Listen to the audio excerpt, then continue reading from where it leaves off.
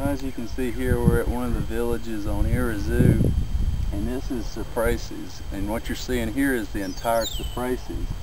We're in the part that's more north, and we got a really good advantage point because we can see both the north and the south part of Cipreses. This is the area that we've been working in. A lot of churches have been working in for years, and now what we're trying to do is we're trying to form Bible studies. Right now we've got 2 Bible studies. We got one going in Cipreses with one family, and they've been inviting people. And now, through the grace of God, we've got a Bible study in this upper part.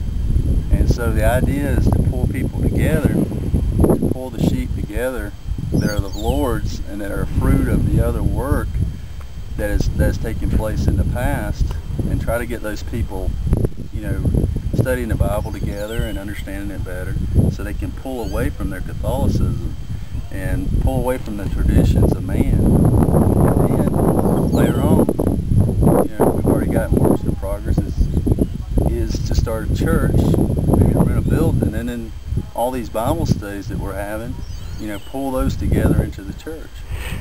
And so that's kind of our vision here. We'd like to see a church or some kind of resemblance of that in each village on Irazu.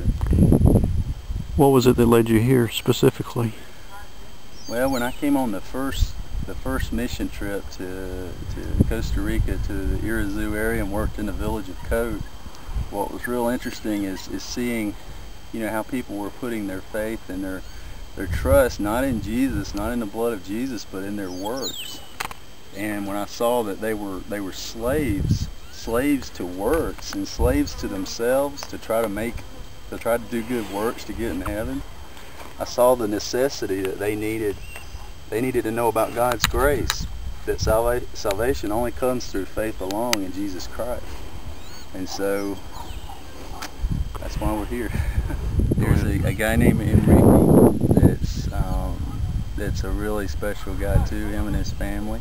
They have a really good heart for Christ, and he's been saved, I think, for about 5 years now, and he has a real heart for Cipreses, for Bocaron, and even for Cote, I believe.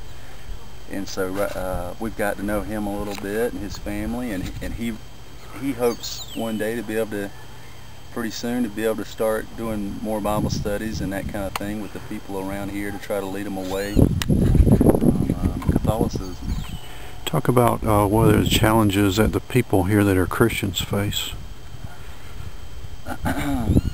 Some of the challenges that people here as Christians face are that if you become a Christian, basically it means you're leaving your family.